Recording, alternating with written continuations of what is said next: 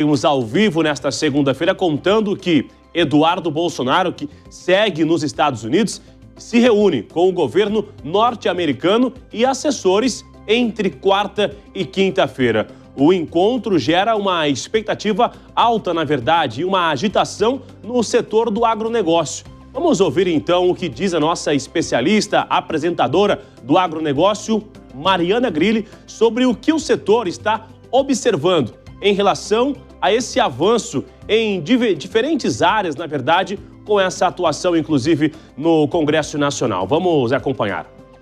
A movimentação que vale acompanhar, portanto, é sobre qual será a postura da FPA. Se ela estará mais pendente para o viés político, mostrando apoio a Eduardo Bolsonaro, independente de qual seja a sua fala, ou se a FPA se projetará mais em defesa dos empresários do agro prejudicados pelas taxações. Dentro do setor, vale dizer que, por um lado, o agro é composto por empresários que sustentam o apoio à ala bolsonarista. Mas há uma outra parte do setor que se mostra preocupada com a economia e pede para que o conflito político seja colocado em segundo plano, pois a prioridade é ampliar a lista de produtos isentos às taxações ou até mesmo voltar às taxações antigas, menores que 50%.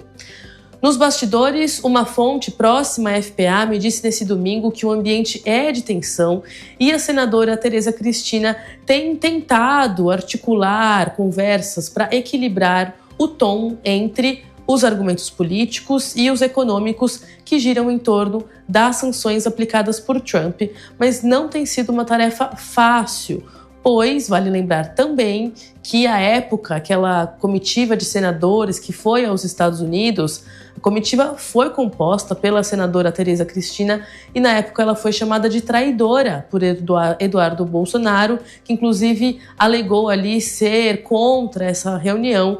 Então, o ambiente entre Frente Parlamentar da Agropecuária e essa relação, essa postura de Eduardo Bolsonaro também é um entrave que pode colocar ainda mais complicações, mais pedras no caminho nessa conversa que acontecerá entre quarta e quinta-feira de Eduardo Bolsonaro em Washington.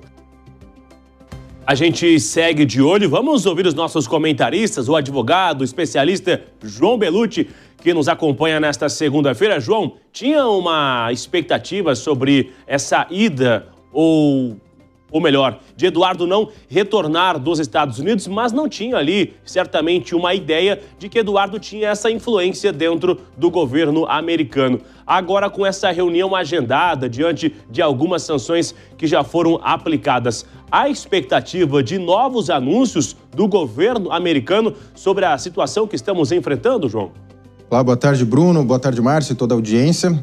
Realmente, e até chegou-se a ventilar na mídia nessas semanas anteriores um menosprezo, né, a interlocução do Eduardo Bolsonaro junto ao Donald Trump e à Casa Branca, enfim.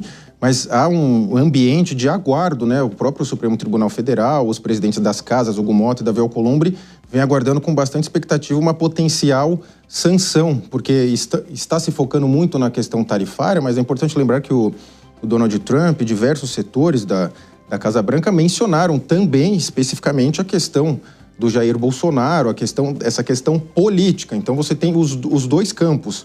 E como você bem mencionou, Bruno, a questão da bancada do agro, que é bastante expressiva, não está, pelo menos na minha visão, com uma clareza nesse sentido da pauta política.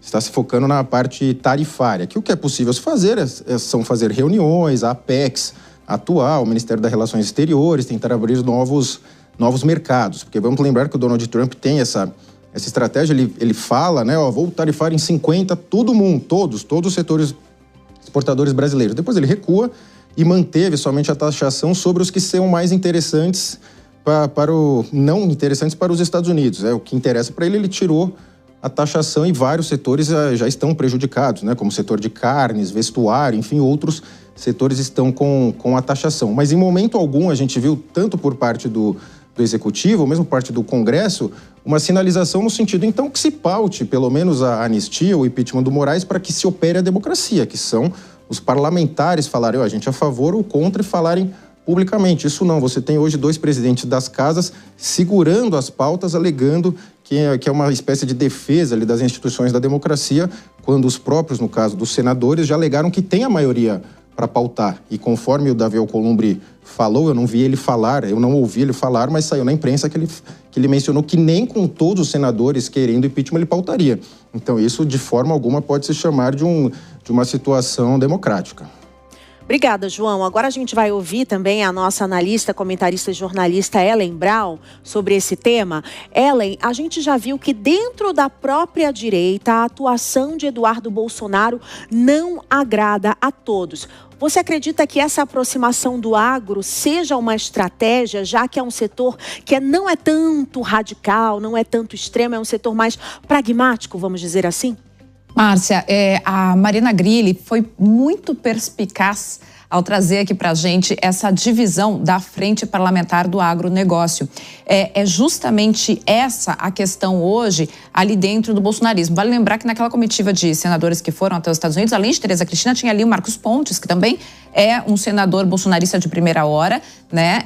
Mas o agronegócio brasileiro só chegou à potência que chegou porque envolveu técnica, ciência e uma série de investimentos do agro que não necessariamente envolvia ideologia política.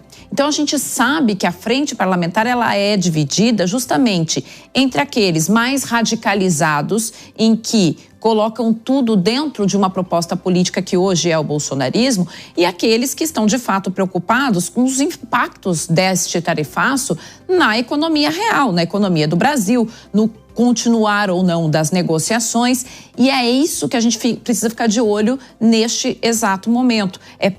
Qual é a maioria que vai predominar dentro deste discurso?